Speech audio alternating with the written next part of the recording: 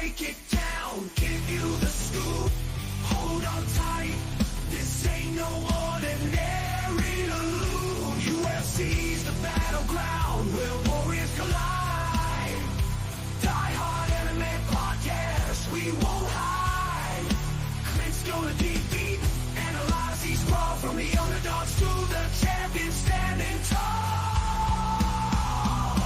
The fury, let your instincts rise. Feel the adrenaline rush, it's time to defy.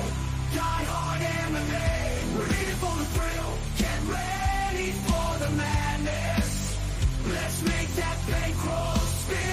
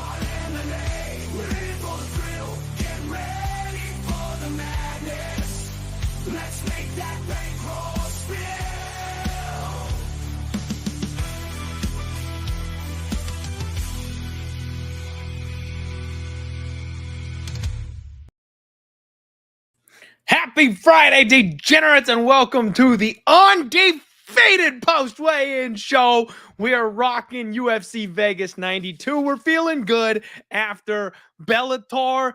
The anchor comes home. It was not without just a little tidbit of a sweat, but we got the dang thing done. All the parlays are live going into tomorrow, and if you look at my card and you're like, damn, Clint, where'd you get those numbers? I wish I had those numbers. It looks like you're set up to do well at UFC Vegas 92. I'd be like, well, jump in the Discord, baby. Homofight Discord. Click the link below. You can find all of my pieces in there. If you missed the tweet, if you missed the post where I said, hey, I'm playing all these people and I'm parlaying every single one of them with Patchy Mix and Bellator, I apologize, but you wouldn't have missed it if you were in the Home of Fight Discord. So jump on in. It's free. Come hang out. How's everybody doing in the house? What's up, everybody? I see you all hanging out here already. Oh, my goodness. Sweaty. I lost a couple of pounds today sweating out that Patchy Mix fight. I will be honest with you guys. I'm with Patchy. I didn't expect Magomedov to play it that way. I think he had a game plan, and when the game plan wasn't what he expected, he had to adjust on the fly, but that's what champions do. And he got the win, and it was close, and I probably laid a bad number, but I got the win, and that's what you guys are always telling me, right? It only matters if you win. Well, I won today, so shut up. All right, guys, let's get into UFC Vegas 92. If it's your first time here on the Undefeated Post Weigh-In Show, I watch the weigh-ins, I watch the face-offs, and then after giving you all of my analysis and information, and after chatting with my buddies who are much sharper and smarter than me, I put all that info into one package and I hand it to you.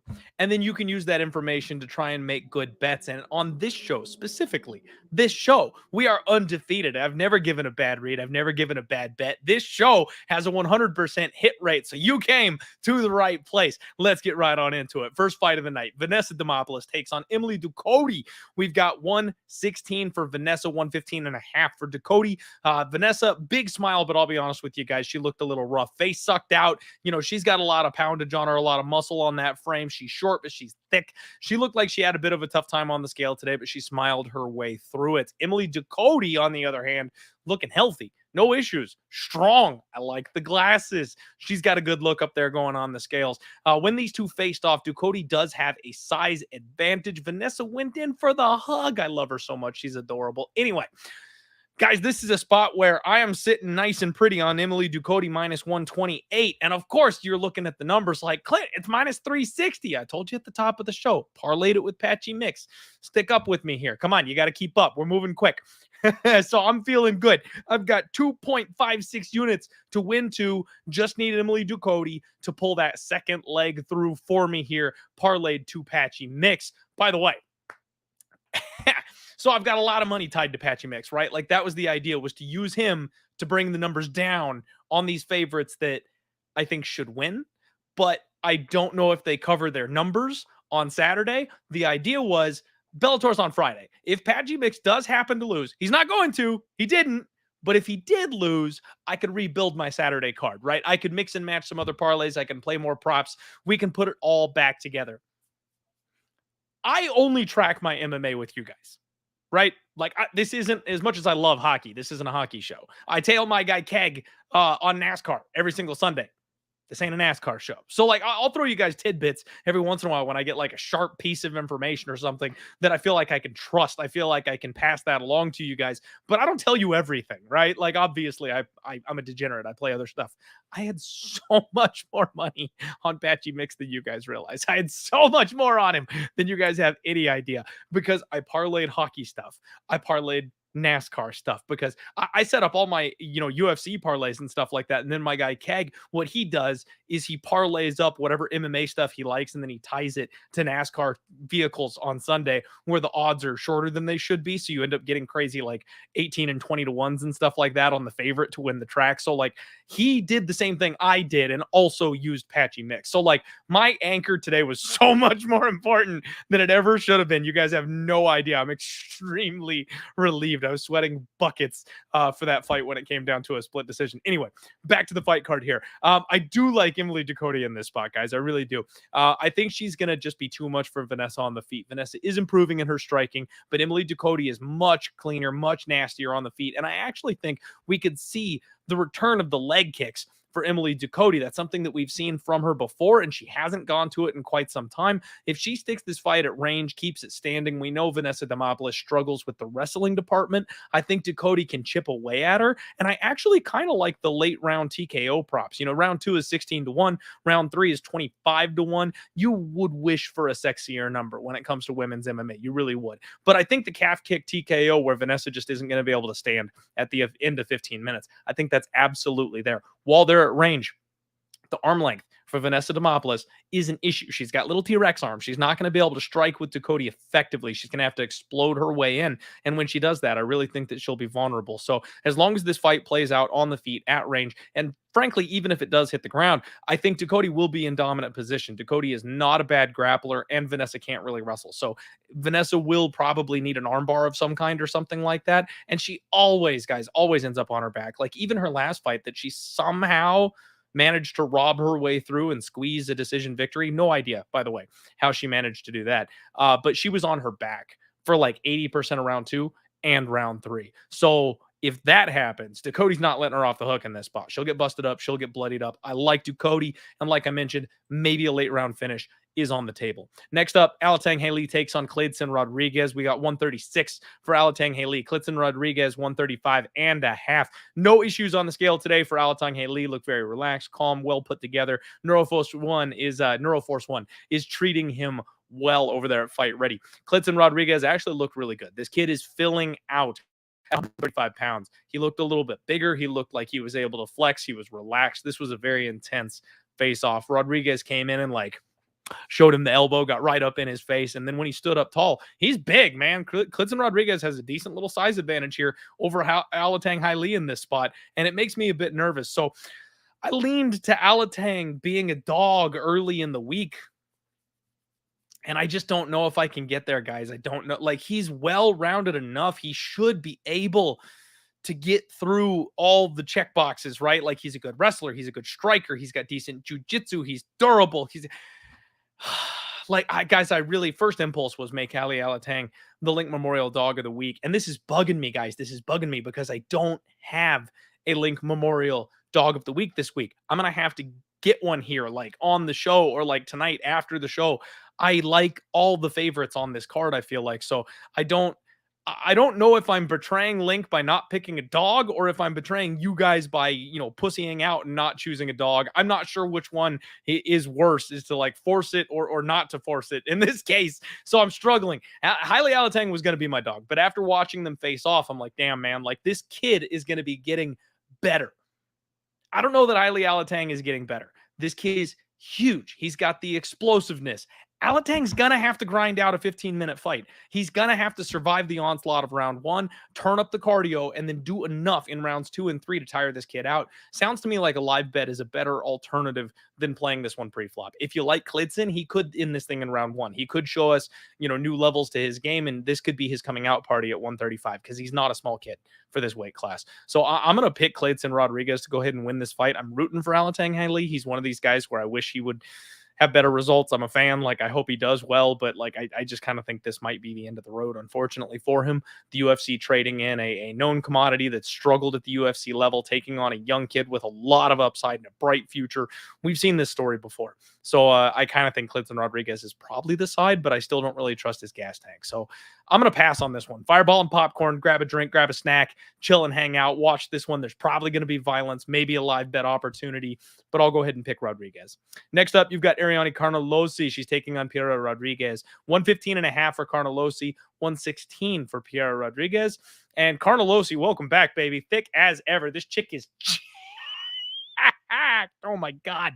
Everybody's by the way, everybody, I started it. Everybody photoshopping the Kamaru Usman belt arm over the shoulder, but I was the first one, by the way, to do that. Ben Davis, fuck you. You stole my meme, and then everybody used it after that. I think we need to start using Carnelossi's arm because, my God, like those things are absolutely massive. Now, Piera Rodriguez, all smiles on the scale. She looked good today as well. Pierre's got the size advantage. This was a very intense stare down. Ariane looking at Pierre the way she would look at like a fresh cooked steak. And I guarantee you she's a rare girl. She does not eat medium rare or medium.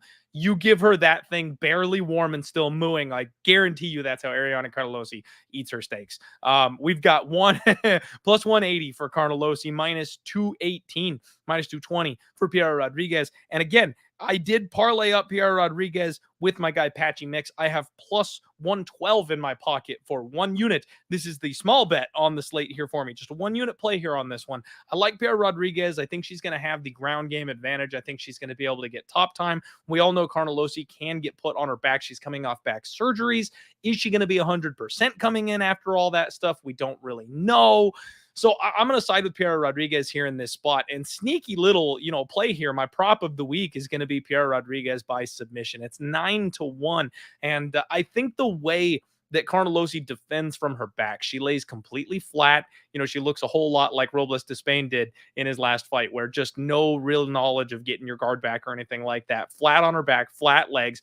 And then she sticks her elbow up like in her opponent's jaw to go ahead and create some space there. Now, she is strong enough that this shit probably works, right? But if you've ever done jiu-jitsu for any amount of time, guys, if you stick your elbow up like that, it opens up the pass to the arm triangle just so simply. So if Piera Rodriguez knows what she's doing, and I think she does, when she gets to a dominant position on top, whether it's a half guard or mount or something, if she can just squeeze her head to the side of this chick's arm, that giant muscular shoulder is going to do the choking for her. Like, it's almost impossible to choke people out with no neck. But when you've got like muscles like nothing else up here, you can actually have that be a negative when you're putting on an arm triangle choke or something like that, because it's a blood choke. Your body's got nowhere to flow. You're full pumping of blood, and it's thick, and you're pressing against your own carotid arteries, and that's how the choke works. So I think the arm triangle is right on the table here for Rodriguez if she can get to that dominant position. So like I mentioned, low confidence on this one. I've got plus money on the side that I think is going to win at this stage. I do not endorse laying minus 200 on Piera Rodriguez in this spot. Let me make that absolutely clear. If you want to piece her up with somebody else that you're more confident with somewhere on the card to bring that price tag down, something like that, because we think she wins, that's what I did. I can't say don't do that, but I think minus 200 is probably the wrong price to lay on her at this point. So do with that information what you will. I'm picking Piera to win. I hate the minus 2-1, but let's roll. Hopefully she hits that sub for us and we're cashing a 9-1 ticket regardless. Next up, you've got Warley Alves taking on Abus Magomedov. 186 for Warley, 185.5 for the Bus. And we've got a pudgy 185 version of Warley Alves coming up here, guys. Poor guy. He's got some extra thickness on him coming into this one. He already struggled with like motivation and being in shape for his fights at 170. It doesn't look like that got any better at 185 pounds. Abus, however, looks like you chiseled this guy out of marble. He looks like a Greek god. He is locked in. Physique is fantastic. Looks great. Really at home at 185 pounds. Abus notably larger, but I will say Alves wasn't out of place. I really thought that Abus was going to like tower over him and there was going to be like a distinct difference between their sizes in this spot with Warley Alves coming up. But it actually was like, okay, like hey, Warley Alves a little bit of a big boy. All right, okay. So Abus is bigger for sure. We got that size advantage, but it's not what I was hoping it would be. I do like Abus in this spot. I do think he's going to make pretty quick work of Warley Alves. Alves has been like an early round bust type of guy. He'll come at you hard, and if he doesn't get you out of there in 2 or 3 minutes, he goes full Bob Sapp. He'll just curl up and call it a day. I don't think that's going to work against Abus. Abus is a guy that, even though we have seen the cardio issues be a little bit of a problem for him, that's against the biggest cardio machine in the division in Sean Strickland. That's not Warley Alves. If Warley's improved his cardio just like a little bit and he can like hang out and fight for 15 minutes, that's not going to push Abus enough to make him tire.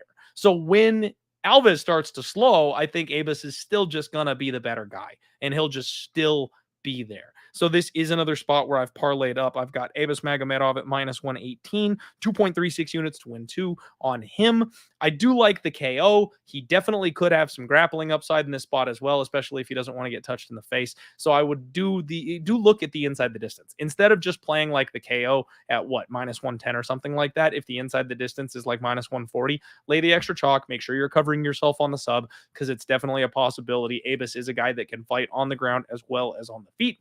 Don't count him out. It's not just the puncher's chance that he has here in this spot. Melissa Gatto takes on Tamaris Vidal in this spot. Gatto, 134.5. No issues for her. She always makes me feel like she had like a real tough weight cut. She always makes me feel like, her color makes it look like she's like drained of her fluids and her lifeblood up there. But I think she's just a little gaunt, like all the time. She's like pasty white and a little bit yellow, and that's just how she looks. So we got to get used to that.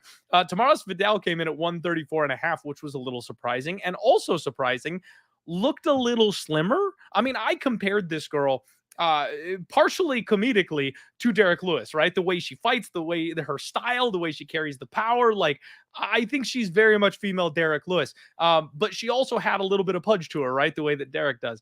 It looks like she's in better shape here for this fight. It looks like she's lost a little bit of that flab. And this was a very intense face-off. But again, color me surprised, because Melissa Gatto was actually the bigger of the two fighters. She's coming up from 125 to fight at 135 in this spot. And I wanted to use Vidal as my dog of the week. They opened up this line at Pick'ems, and everyone piled in, hand over fist, could not get enough of Melissa Gatto on this spot. She climbed all the way up to being a minus 400 favorite in this spot. And now, finally, there's been like a little bit of buyback, but Gatto's still minus 325. You can get plus 260 on Tamaris Vidal. And Vidal's a finisher, guys. Like, she's big, she's strong, she's got flying knees, she's got ankle locks and heel hooks. She can find her way to a finish. However, she is pretty much out-technicaled everywhere in this spot. Gatto is the better fighter in every aspect of MMA. I wanted to see a physicality advantage. I wanted to see Vidal towering over Gatto and just being bigger than her. Because if she's big and muscly, and well, not muscly, obviously, but if she's big and she's strong and she's thick, and Gatto's going to have a hard time dragging her to the ground, like, that's what I wanted to see to pull the trigger and take a dog shot here on Vidal. I didn't get that. Gatto is huge. Like, how does she make 125? Dear God, she's bigger than this 135 girl. So I just have to stay away in this spot, guys. I would probably take Gatto as far as like if this was still a pick'em, the people that got in super early and got the minus 110. Congratulations. You guys are probably on the right side there. You beat the line move by a mile, obviously. But it's dog or pass at this point. I can't, in good conscience, lay minus 300 in a women's MMA fight. We've seen how this happens in the past, and especially with Tamaris Vidal having that quick twitch finishing ability. That's something a lot of women don't have. So I would not be at all surprised if Vidal managed to clip her with something. I mean, the knockout is like 14, 15 to 1 for tomorrow's Vidal. And that's the way she wins this fight. If she's going to win this fight at all, ever, it's a flying knee. It's something crazy. You know what I mean? So I think you could hedge a lot by taking Vidal inside the distance or Vidal KO if you're worried about it. But I got to pick Gato. I don't like it. And I'm robbed of another option for dog of the week, unfortunately. Next up, we've got Umar C taking on Tokos in a fight with two UFC debutants, 206 for C, 205.5 for Tokos. C needed the box of shame today. He looked rough. I'll be honest. He looked a little bit rough, but he was very calm, kept his gaze steady, and his opponent, rocking the sunglasses, cardinal rule breaker here on your UFC debut, buddy, but he's got a solid beard. That kind of makes up for it. He looked fine. He's okay. Size advantage goes to C. This was a very good face-off. C is a minus 500 favorite, and guys, I got to tell you, I'm sorry. I have not had the time to look into Tokos. This has been a bit of a crazy week for me. It's been a bit of a shit can over here. So I have not had the chance to look into this one as much as I would like to. But it looks like C is the guy that the UFC is trying to make a big deal out of, right? He's had a couple of good, solid matchups, and both those fighters pulled out. Now they're just pulling a guy off the couch to get him in here to make sure he's still on the card somehow. Like, he should win, right? I'm going to do my research, but I like the game of C. I don't know anything about Toko, so I'm not sure how it will affect him. But I would say, you know, just again, going based off what I've seen from C, he probably takes him down. He probably arm locks his, Khabib style lockdown, right? Grabs the wrist and keeps him in place and then just pounds the shit out of him. That's what C does. So I'm expecting probably a C early TKO, that kind of thing. But again, I don't want to shortchange Tokos without really looking into it. So we'll skip over that one. I have no action on that fight at this point. Victor Martinez takes on Tom Nolan up next. Martinez 156, Nolan 155.5. Martinez, he's doing that like one eye half shut thing. Like when people have like a real tough weight cut, you can see it in their faces. And this guy looked like he had a real hard weight cut, which is weird because he's small for the weight class. Tom Nolan, he gave that skinny flex. Guy looked great on the scale, looked good, no problems here. And Nolan is massive, guys. He is so freaking big. These guys look like they're two weight classes apart. Like when they face off, Nolan is towering over this man. And this is the guy, for those of you who don't remember, that got KO'd in his last fight and torqued on in the UFC. He's not UFC caliber, in my opinion. I don't like Victor Martinez. Tom Nolan, I think, is young. He's improving. He's got some upside, and he's got the frame. That's a guy that I am leaning towards here in this spot. He is another anchored parlay piece here. I got minus 154, 1.54 units to win one. So again, just a smaller bet just to win 1 unit on this one because I don't fully trust Tom Nolan yet at this point. But if you're getting KO'd the way Victor Martinez did in his last fight, I think someone like Nolan, who is longer, rangier, and has those massive body kicks, the way this guy kicks from the outside is, it sounds like you're just taking a baseball bat to a rack of ribs.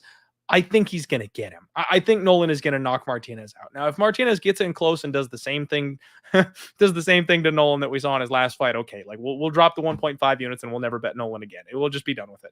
But I do think that Nolan probably gets back on track in this spot. And I think Martinez probably gets his walking papers unless he tries to cut down to 145. Hey, shout out our guy Andrew from Superbook Sports. Looks like there's some decent line movement here. They put C at minus 330 and he's sitting at minus 550 now over at Superbook Sports. So shout out my guy. Thank you for being here live. Thank you for dropping nuggets for the gamblers here in the chat, my man. You guys make sure you go support our guy. He's doing the Lord's work over here, trying to help us poor little bettors out. So good work there. All right. Next up, Angie Hill takes on Luana Pinheiro. Angela Hill, 155.5.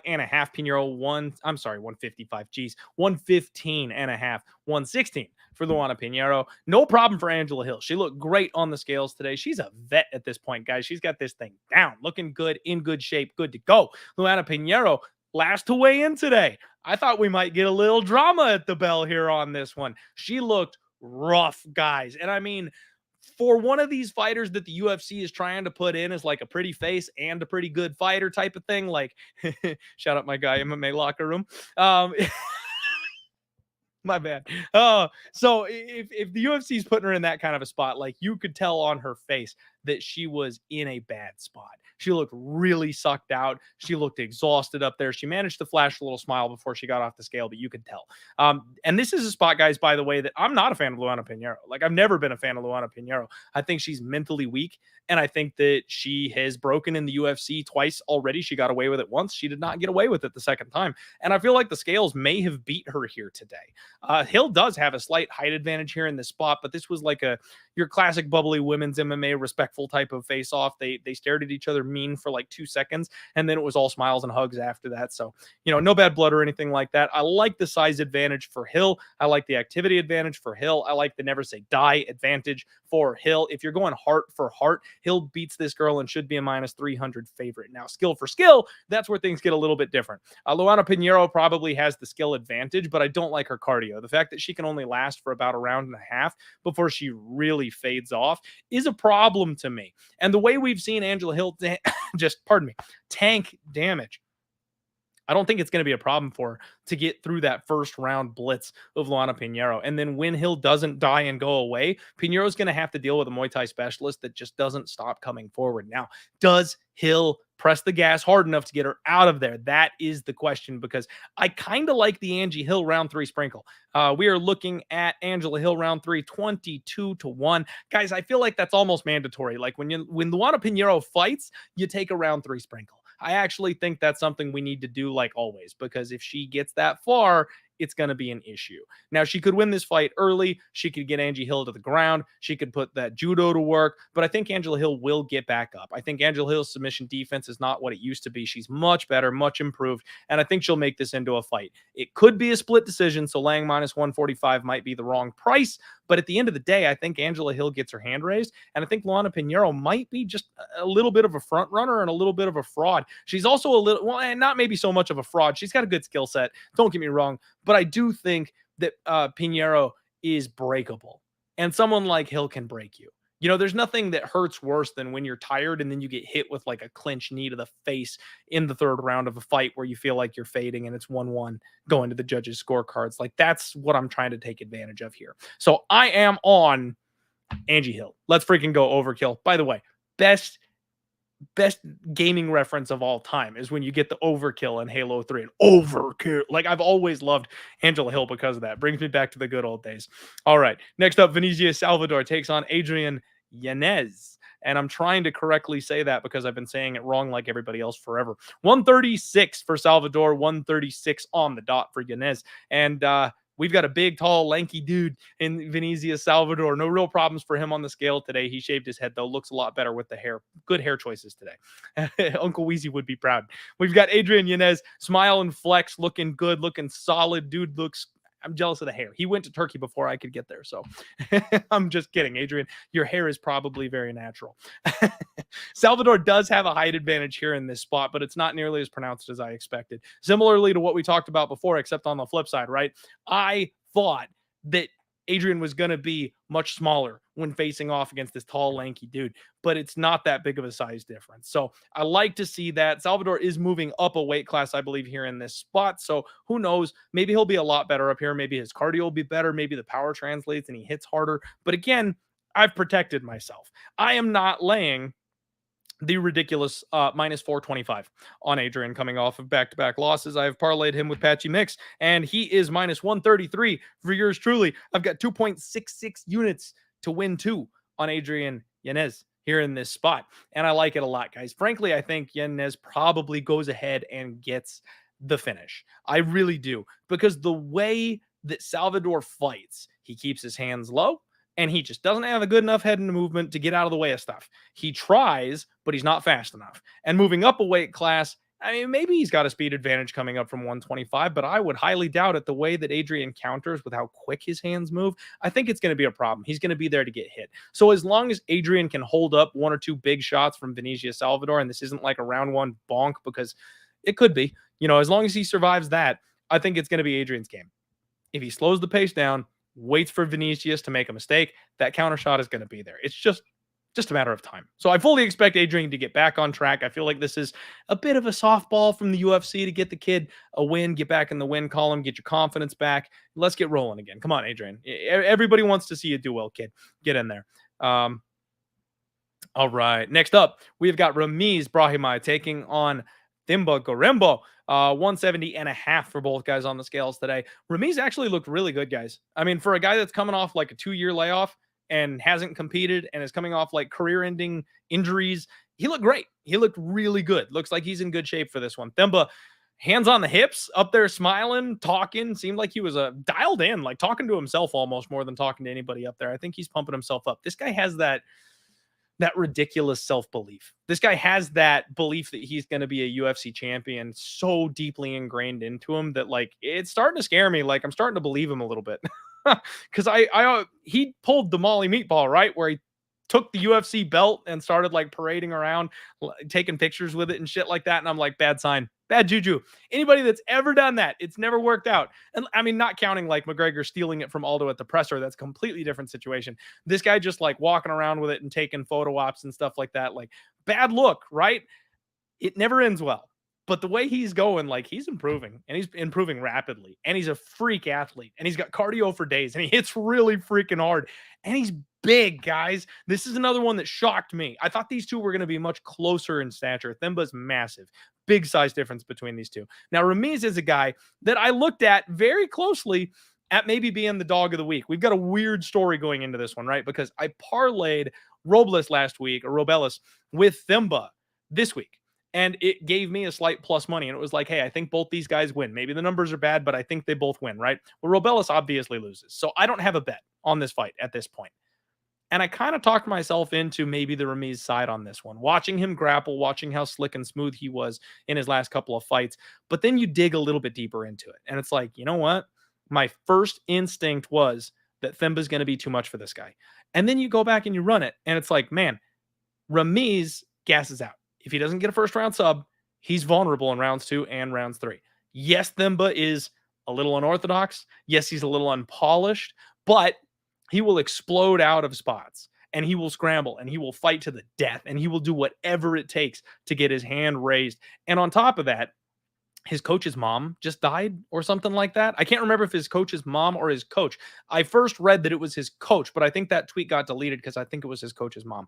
So he's dealing with like a grief situation. And I've talked about it before, guys. When you deal with adversity like that, when you deal with grief like that, people react one of two ways. And one, it's detrimental, where you can't focus, you can't see straight, you can't fight the way that you should because your mind is elsewhere. And we've seen fighters get into the UFC like that. And then there's other people who use it like a freaking sail on their ship. And they use that to like fill their emotion and they use it and it's a weapon and it's a guiding tool. And I think that's what Themba is doing. Like he's talking about avenging this man's mom and he's talking about winning for his coaches. And if you guys know the story of Themba, his coaches and the people that have supported him have like rescued him from poverty to give him the opportunity to fight for the UFC. And that's the kind of thing where I'm going, look, if I'm teetering and I kind of think this guy's winning already, now he's got this extra surge and I know he's got better cardio and I know he hits harder. I know he's stronger. I know he's bigger. And I think he just wants it more. Those are the kinds of things that will push me over the edge. Are those X's and O's? No. I can't pull up a stat sheet and tell you that he deserves to be that much better of a favorite because of those types of items. But those are the types of emotional things that I look for, that I want to bet on. And I'm a degenerate. So you don't necessarily have to do what I do, but I know what I'm doing. Guys, I had a parlay set up with Themba to anchor it, and it was slight plus money. We've got Ramiz getting absolutely pounded. He was like a plus 180 underdog. He might have been all the way up to like plus 200 at one point. He's now plus 124. He crashed this line so hard. So many people just piling in on the Ramiz side of things. But I think he's round 1 sub or bust. If he doesn't get this thing to the ground and early, I just don't believe he'll be able to keep up with Themba. And we've seen what this looks like actually just a couple of weeks ago when my guy JSP, guys, I bet on JSP in full confidence, knowing damn well that he was a better grappler than his opponent in his last fight. And that didn't work out well because what happened was David Onama wanted it more. And he had 1 or 2 tricks in his bag. but he exploded over and over and over again. He abused those 1 or 2 tricks that he had, and he was too much physically, and he had too much in the gas tank, and he wanted it more. And even though he wasn't technically the better fighter, he won. I think that's what's going to happen in this spot. And I think I'm going to find my way to a Themba Garimbo bet before too long here, because another thing, just market stuff. Again, I'm not the market guy, right? And I know I'm going long on this one, guys, but this is like all the pieces falling into the puzzle here, and I want to give you everything on this one.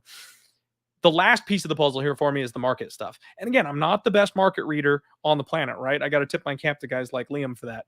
But this line crashed from like minus 250 to about minus 125, minus 130, somewhere in that ballpark. They did not let it flip. Money came in on Themba at the end, and now he's minus 145, minus 148. So it kind of like bottomed out. And usually when I really believe in like that's the right side, the money and the support causes that betting line to flip.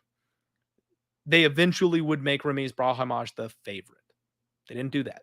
Somebody came in and went too much and sent it back the other way. And it was respected enough for the bookmakers to move that number back up a little bit. So I think Themba was the right side all along.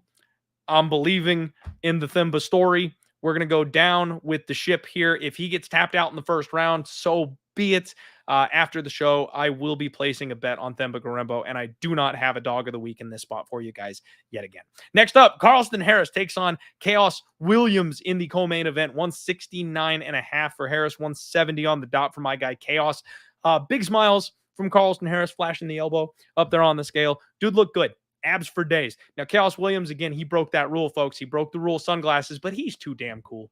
There's some guys that just, if you're fucking cool, it's like, that's my rule, but I got to give you a slide. I have to. He's in great shape. Gave a solid flex, looked fantastic up there. Carlston Harris keeping the distance from Chaos, stuck that elbow in his face, and this was a really good face-off, guys. Chaos is always intense, always intense. Harris is taller and longer, but I believe that Chaos has the striking advantage. This line has moved against me a little bit, which makes me a little nervous. Minus 135 on Chaos Williams is what I am sitting on. There's no parlay here. This one's close to a pick 'em. You guys can play this one without linking them to Patchy Mix, and I'm just having to ride this one out. I'm a little nervous. I see the grappling upside for a guy like Carlston Harris. He's also got those big old clubbing mitts that he can clip anybody on the feet and wobble them a little bit. And then once you're not quite 100%, if you're either tired or you're rocked, you're a sit and duck for a submission, especially a guy that's as nasty as Carlston Harris. So I do think there is a chance for like the club and sub, and I'm on the wrong side in this spot, but I think Chaos is the more intelligent fighter. I like his game better. I believe that he's made improvements striking. He'll be able to win minutes on the feet in this spot, and he's got more power. If he wants to sit down on his punches and he wants to go back to that death touch, I think he's got the ability to do that. So I like Chaos Williams. Again, nervous. Don't feel great about it. Number moved against me, but it is what it is. I'm in here. Let's get Chaos back on track, baby. And it's time for your main event, everybody. Hey, we got over 500 live viewers, which I think might actually be an undefeated post-weigh-in show record. Thank you all so much for being here. Do me a favor and hit the like button if you guys are new to Home and Fight.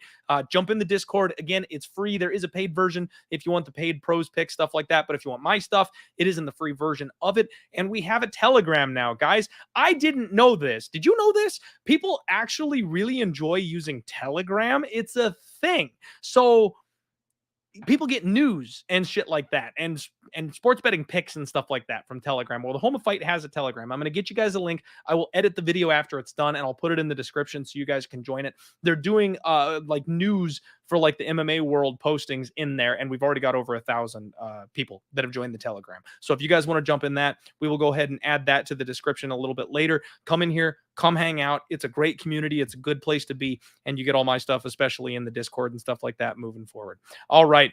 Main event time. Edson Barbosa takes on Lerone Murphy. Barbosa comes in at 145.5. Lerone Murphy 146. Barbosa practically limping to the scales today, guys. I mean, holy crap. We have called this guy the Brazilian balloon before, right? He is sucked out so badly. I have no idea how he keeps doing it. I don't understand. And then Lerone Murphy comes up there just shredded.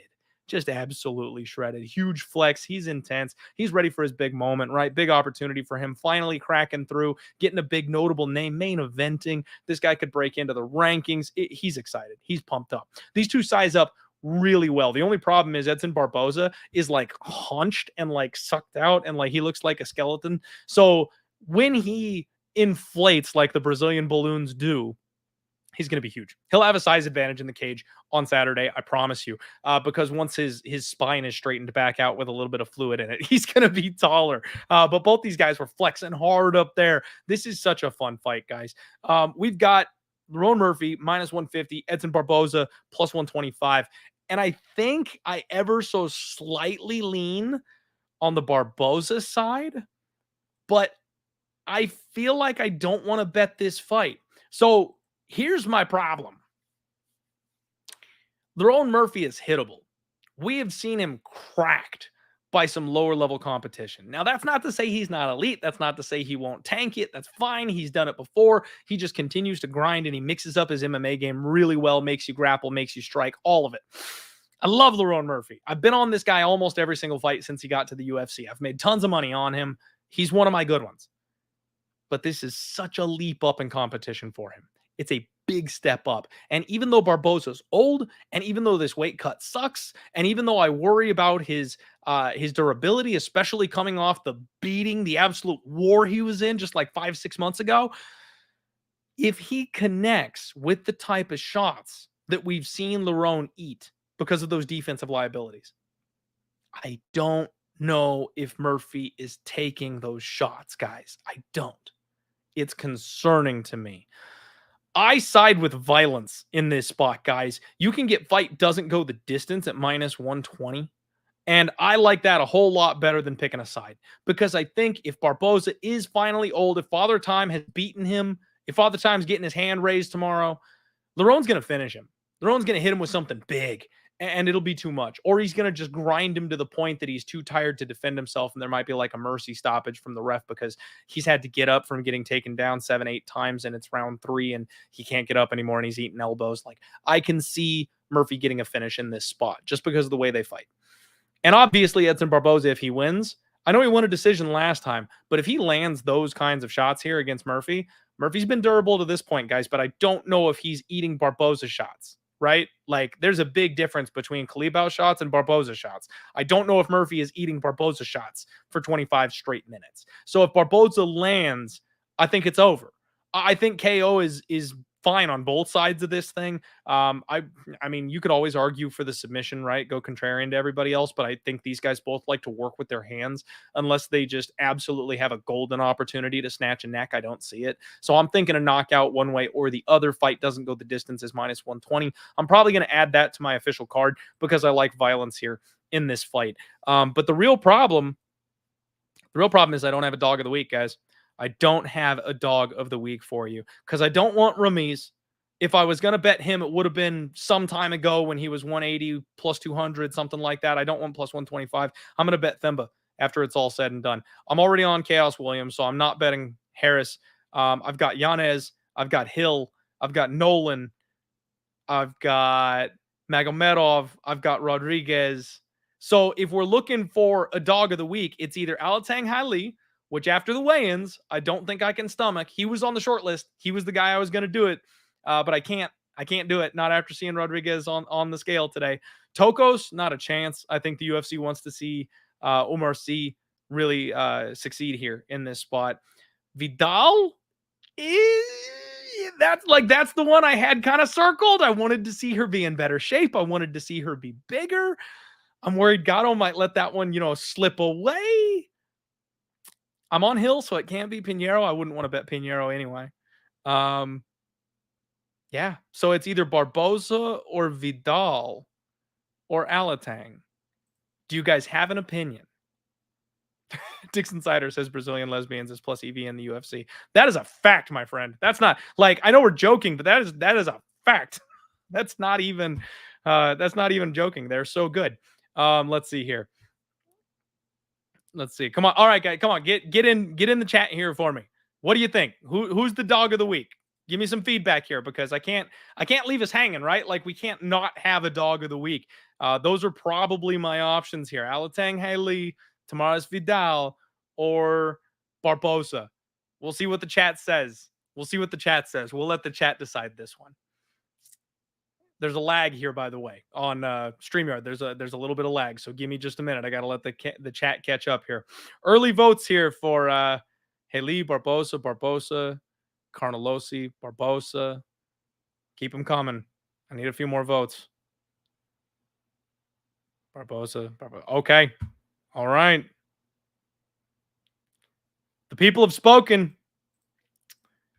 Ladies and gentlemen, my new friend, Just Win Baby, is absolutely going to be disappointed in me, but the people have spoken.